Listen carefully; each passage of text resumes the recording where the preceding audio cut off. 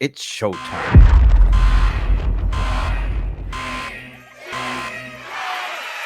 Welcome back to MUFC Realist TV and Beat the Press. Please stay tuned to find out these top stories with your host, Mick Ruby. Welcome to Beat the Press. Here we go.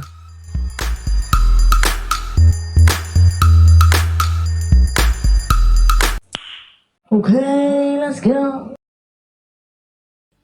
Okay, let's go, people. Manchester United are moving bits on the market by the second announcement of Erik ten Hag, and media is now reporting widely that the next manager in line is no other than Ruben Amorin from Sporting Lisbon.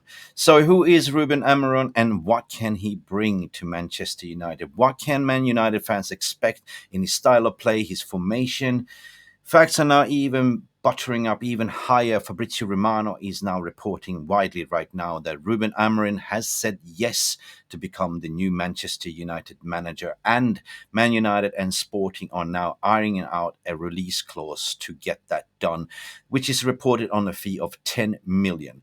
However, who is Ruben and what can he bring to the team and Man United, and what can you expect as fans? We have a brilliant clip here by Jarvis Cocker Corner from last night's show as well, when we dive deep into Ruben Amorim. Let me know, as per usual, your thoughts and feelings. What do you think about Ruben Amorim? Have you done your research, or is he your preferred choice candidate for the head coach as well?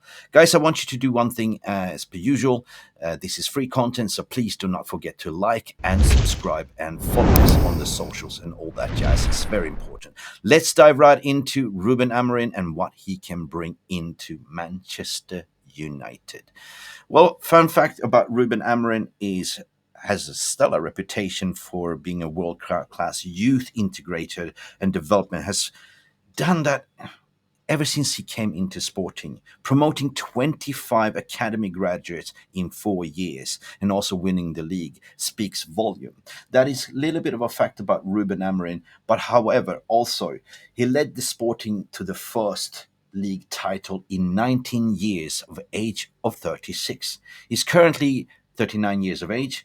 Liga, he won Liga in Portugal 2 times, League Cup 3 times, and Super Cup 1 time. So this guy, for the age of 39, is quite a winner chicken dinner.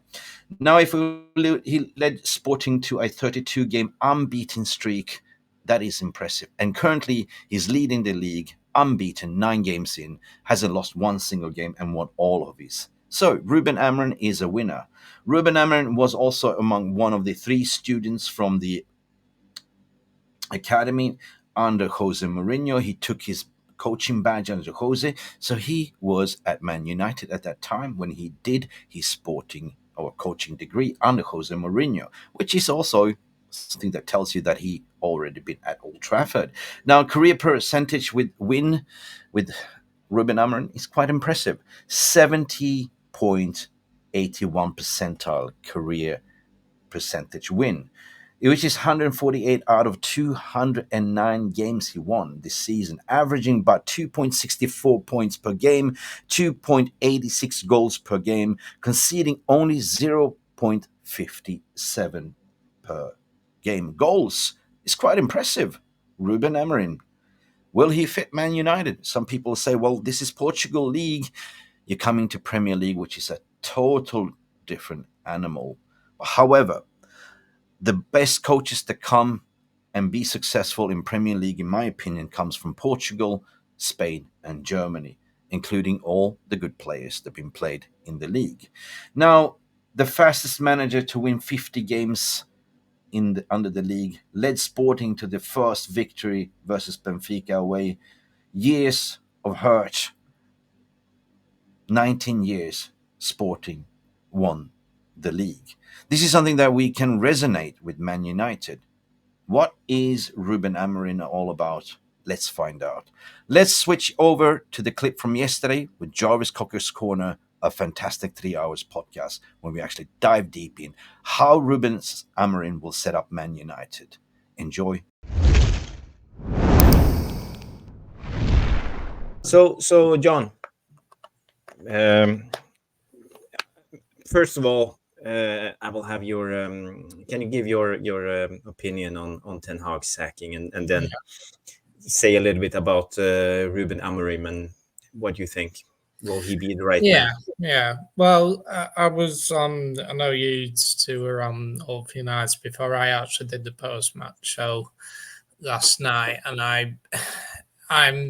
It's a sad day in my opinion. I didn't particularly. I was expecting it to happen. I think yesterday for me sealed his fate, and I said that. I say for me, the game yesterday, it was kind of like, Solskjaer's, when we lost that game to Liverpool, it was that moment where you realise this is just not going to end well. It's done now, unfortunately. And I felt that it's when I got confirmation. I did say, if you're going to do it, you might as well do it quickly. And it seems like they have acted quickly. I would have liked him to stay. I know the results you can't deny. 14th in the table is not good enough. We've had a poor start season, and overall, the last year, aside from the FA Cup, we've been poor in Europe, in the league, and everything. So on that basis, it is you can understand the decision.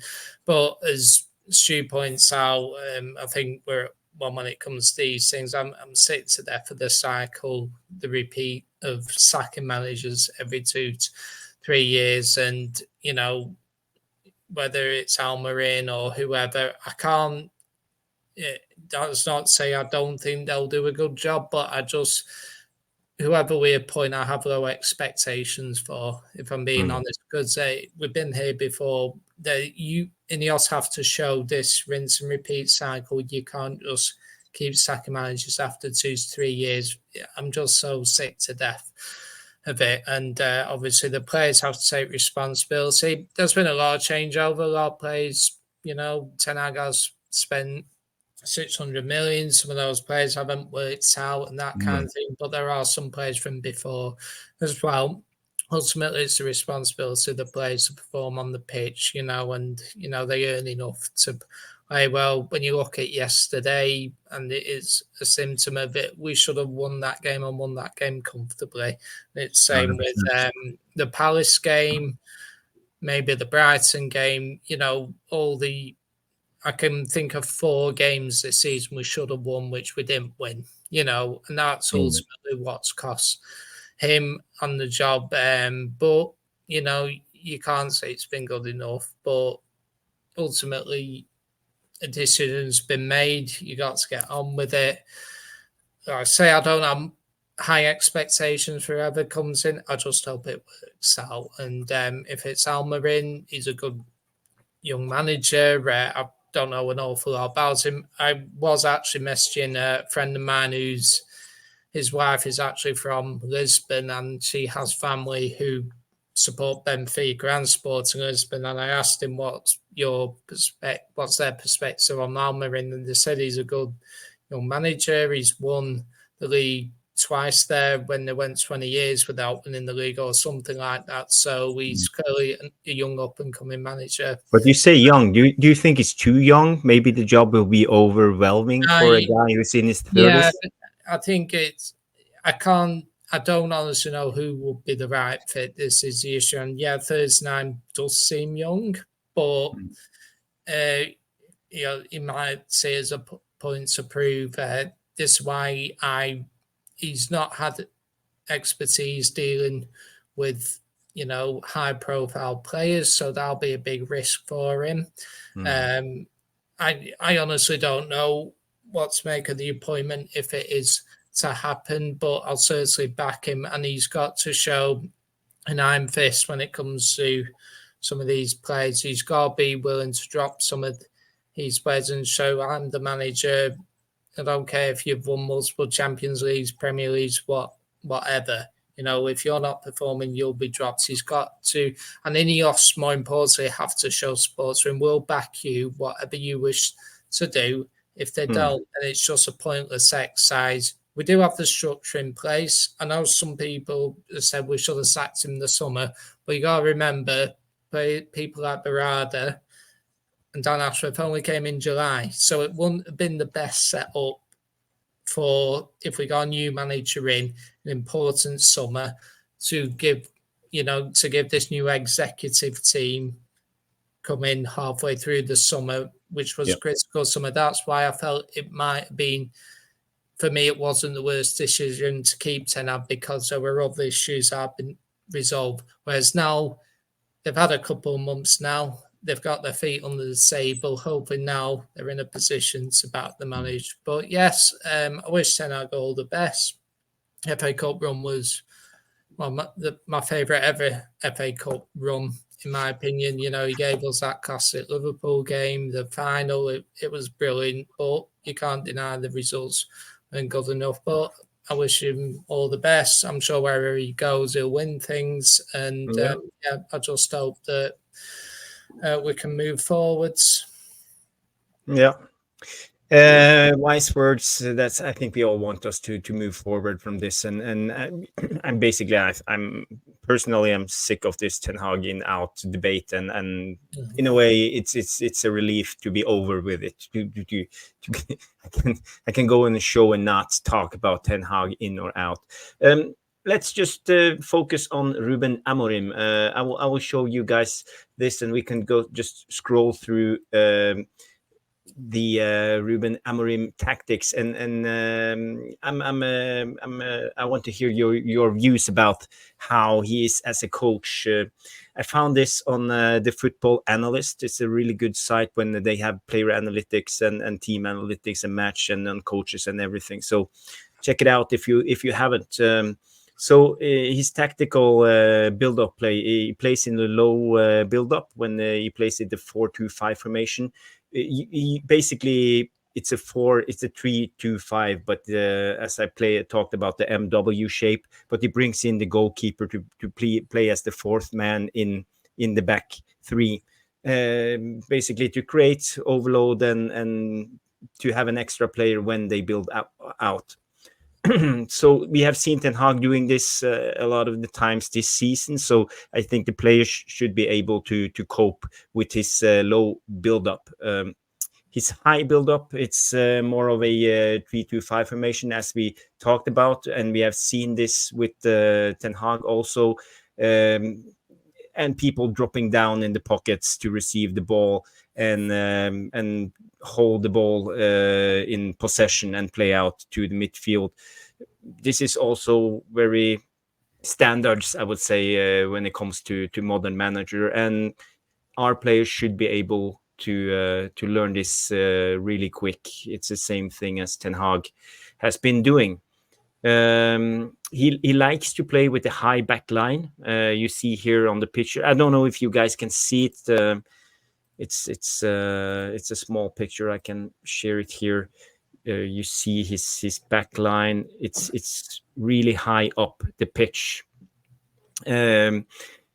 I would say the most extreme teams we have in the league with a high back line is Liverpool, Aston Villa, and Spurs. So this will be a challenge getting Johnny Evans, Maguire, to get this high up the pitch. I don't know if you have any comments on that. I think it's going to be a good test to see, how we weed out the players that can't play that high back line. Because at the end of the day, there is still a few players in our defense that I think can do the work all right. Lenny Euro in there, De Ligt and Licha should be the perfect solutions for that. At least the defensive back three. And then it's just a matter of figuring out if Luke Shaw starts to become available, he can get a left wing back, and then Mazraoui or Dalo on the right wing back, which is how, I think like also Ten Hag, that would be the fullback pairing that he would have wanted. Maybe Luke Shaw if he was available, and then Mazraoui or Dalo, depending on who's more informed. So, but that also means that eventually we're phasing out the likes of Lindelof, the likes of Maguire, and Johnny Evans, because it's time. Yeah, there's no chance none of them will get a new contract if Amorim comes in my opinion. Yeah, because he relies on the high back line, and why do you want the high back line is because of the counter press. You have to be compact. And if you lose the ball high up the pitch, you have to be able to take a step up and press and win the ball back, because you want to win the ball high up the pitch and get another attack. It's everything I've been talking about since the summer, though, Jarvis. That everything I was, when I think you're probably on the show, Pappy, as well. I don't know, but when we bought Euro, and John knows this because we spoke a lot in the summer, and I said I saw a three at the back situation develop, and I could see why. And Pappy's right. Euro would be the pace, because right now there is no pace in the back, and there's no way we could play that high back line. It's impossible. You've got a bit of pace with Leach, and not so much pace with De Ligt, and Euro is the pace. And the Ugarte signing was based on that back three. That's what he was looking to do. So as much as Amorin likes to use Onana, or would like to use Onana, you've got Ugarte, which can do equally what he wants to do, either replace Euro as he strides out, or push Ugarte into this back kind of hybrid four, because Ugarte can play in a back three anyway. We know that because he's done it for Uruguay.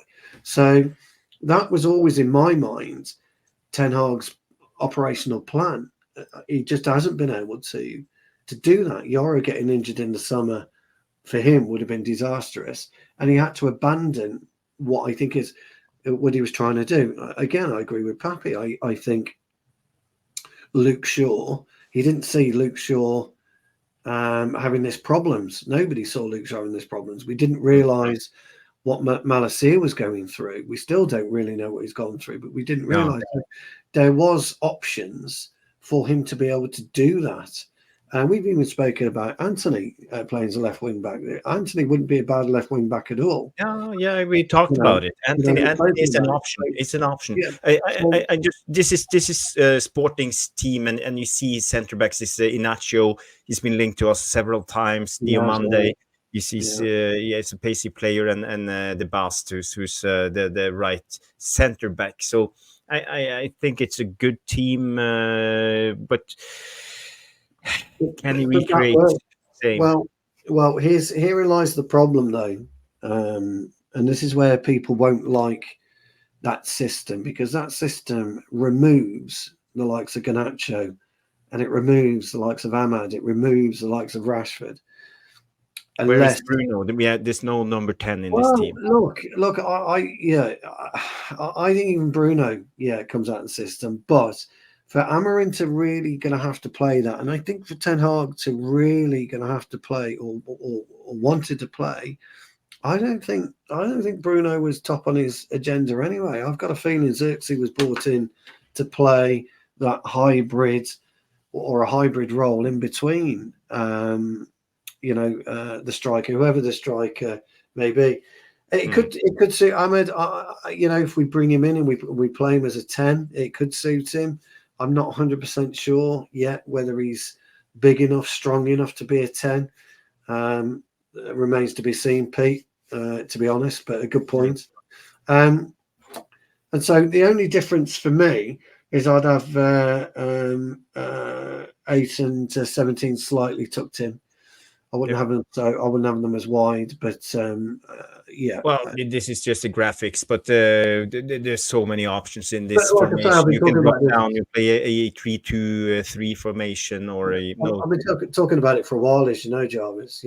This is how I think Ten Hag envisages, and he didn't get that opportunity, so maybe Amorin does. I don't know. Let's go back. John, feel free to bulge in whenever you like, if you feel anything to add when it comes to this. So it's about how he likes to play. Sporting always tries to find the attacking midfielders in their pockets. It's about numerical superiority. So as you see here in this picture, you see how they find the difficult passes, and we don't have many good passers in our team. We have Eriksen, I would say. Maybe Bruno can play in the midfield 3. play those passes. We have seen Casemiro, especially against Liverpool, doing passes like this. It didn't end well.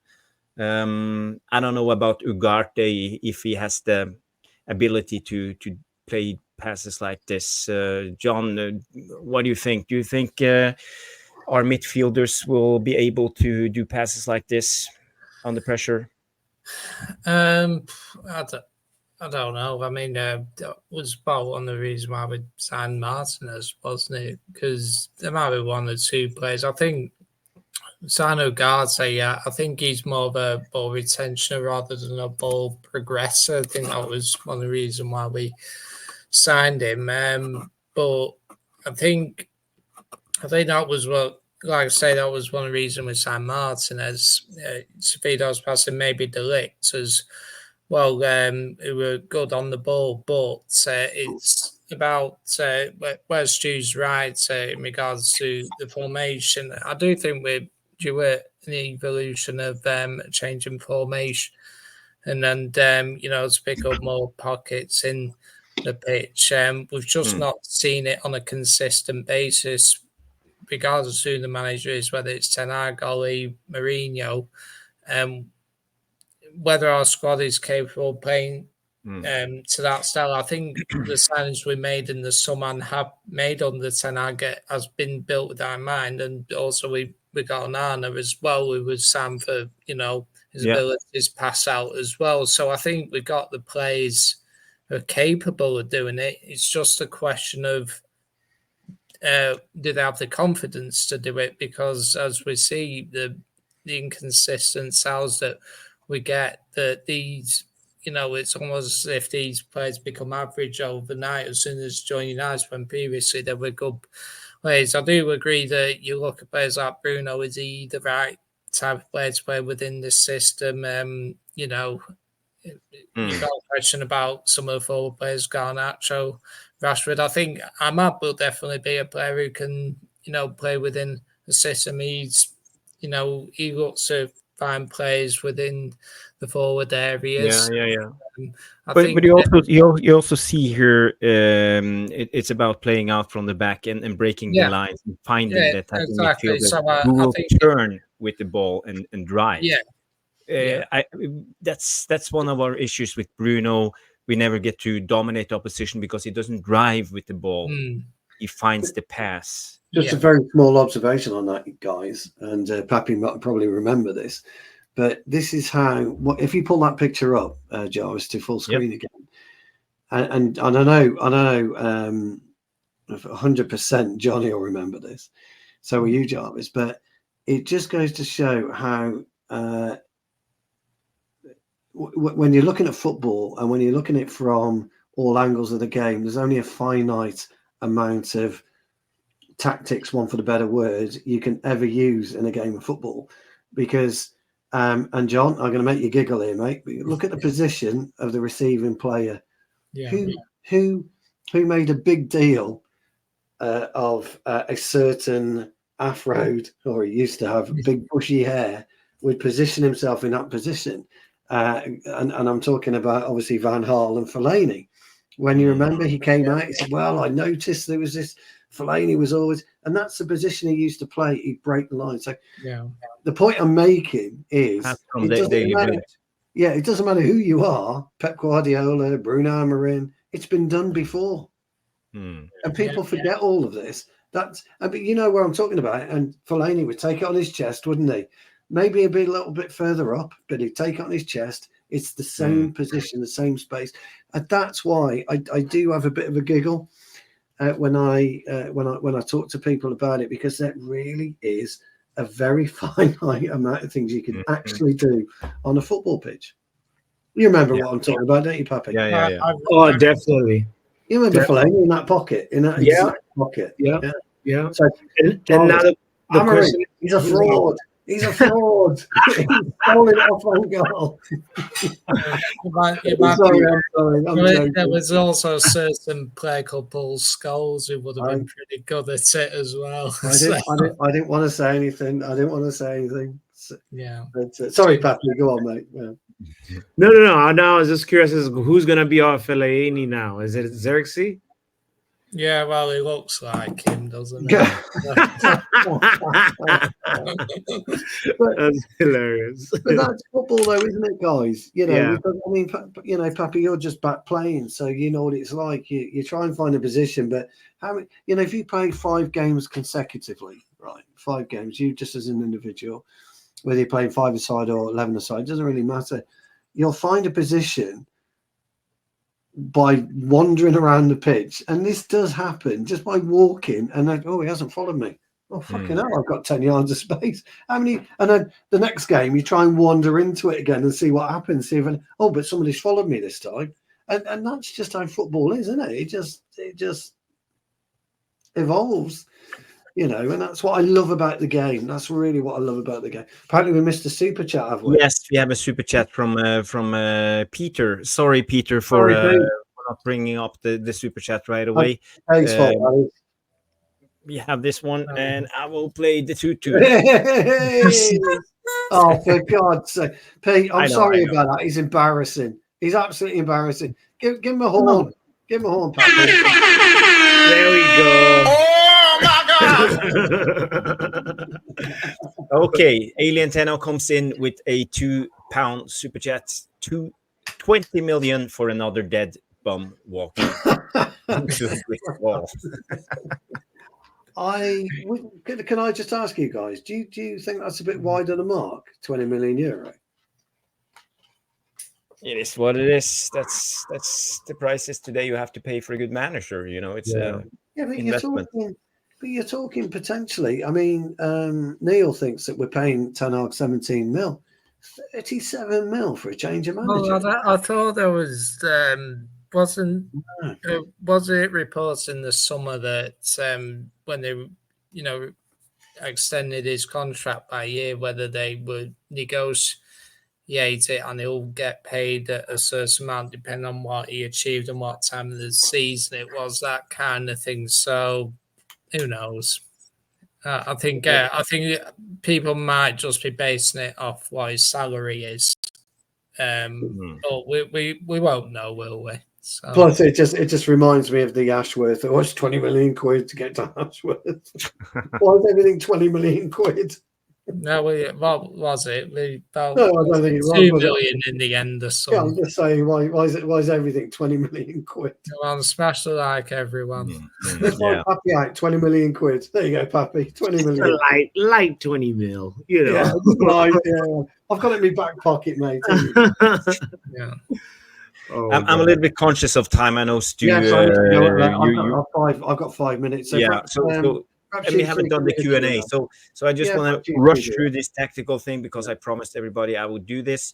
So then we have numerical advantages. As you see in the picture, you see a lot of players high up the pitch. We saw this with Ten Hag also. We are attacking 5 attackers against 4 defenders. We overload them.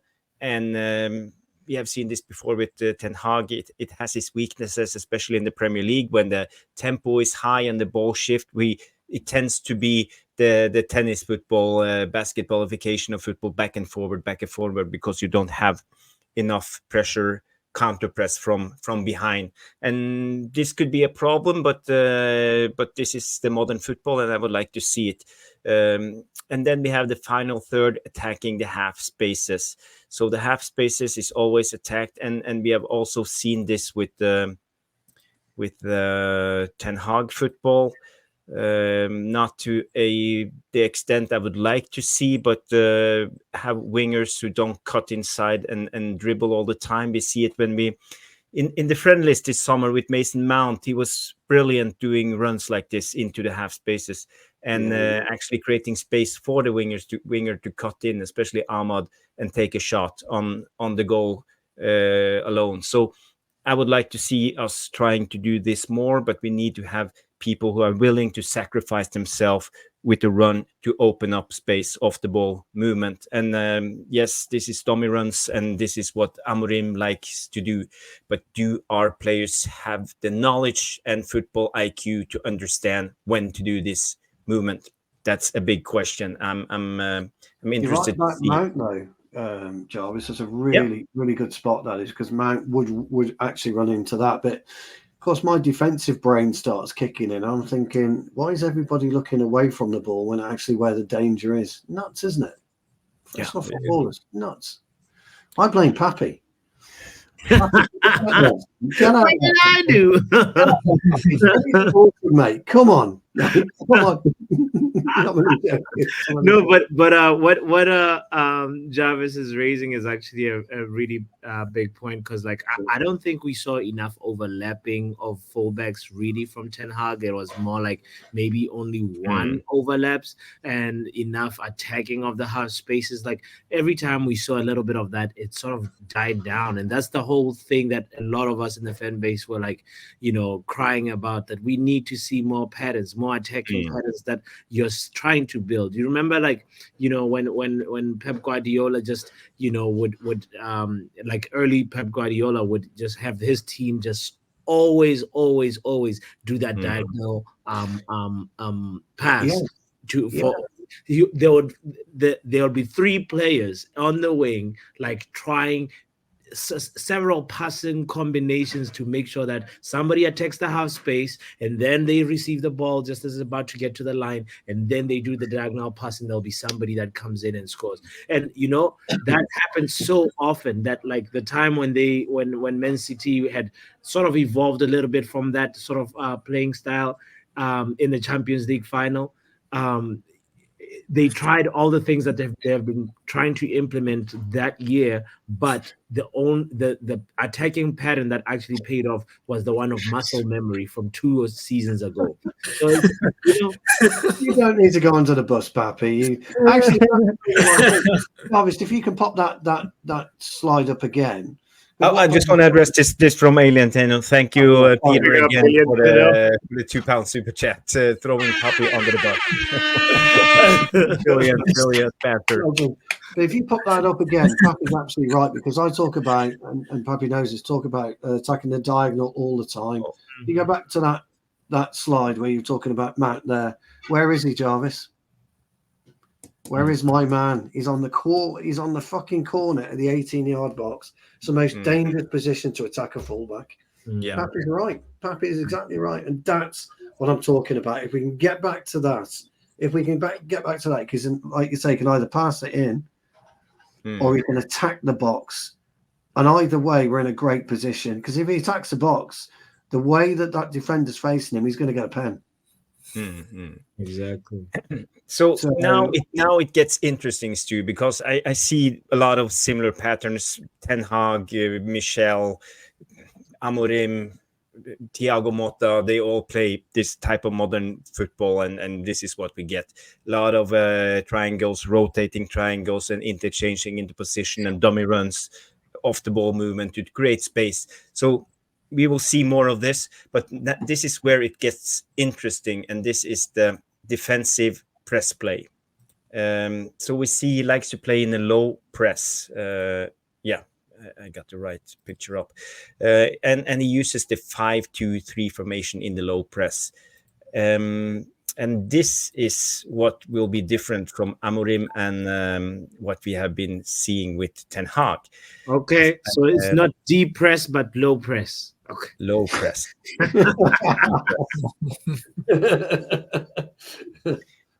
and you see here we set up with the back 5, 2 in the middle and 3 in front, who are the first line of press.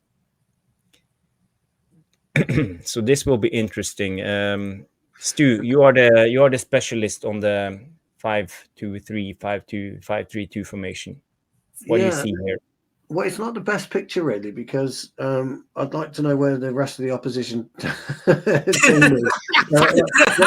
They got red cards. They're having a sleep. There they are. They're having a kiss. They're just relaxing. They're receiving medical treatment. He's going to be tying his shoelace. No, actually, it's all about. I wouldn't particularly play like that. Although I can see the left full back's pushing up because he's about to. If the ball goes from the one centre half to the full back to the winger, he's in a brilliant position to be able to jockey him. And the best thing about that is he doesn't have to go out towards him. He can just go slightly left, and that gives the winger 2 options. I'm either going to attack him and try and get round him on the actual wing itself, I'm going to have to come in to where I've got 1 or 2 waiting sharks to greet me. So it's actually quite a good system and a good setup.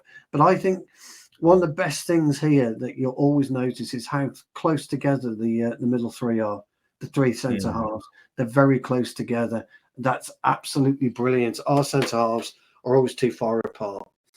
And I always talk about this, Jarvis, never be too, you've heard me talk about this, Johnny, you have in particular, never too far away from your partner, because it doesn't allow, like those 2 forwards, they're not going to be able to get in behind Sporting at this point, no chance. So from a setup point of view, although I think the opposition are lazy, quite frankly, because I'd have really pushed up at this point the both fullbacks and given at least the 2 midfielders and 1 or at least 2 of the attackers something to consider.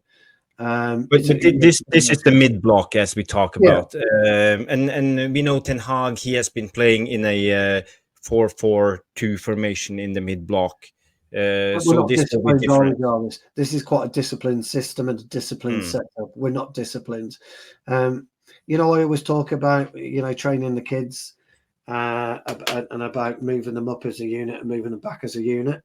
There's a great example of what that is. It's a disciplined system and a disciplined formation. And this is the high press when we go at the opposition when they try to play out from the back, and you see here on this picture, we press with Amorim press with 3 players and 2 behind. So there's always a 5. There's a balance in the system. We have the 5 attacking players, 1 in the middle, and 4 actually defending. So it's not too bad.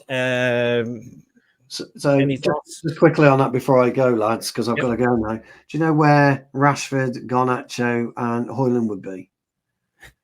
10 yards back. They wouldn't be anywhere near those. If you think about where we press, they wouldn't be anywhere near those. So that'll be quite interesting to see. Oh, or Mason Mount would have. I'll give Mason Mount some credit.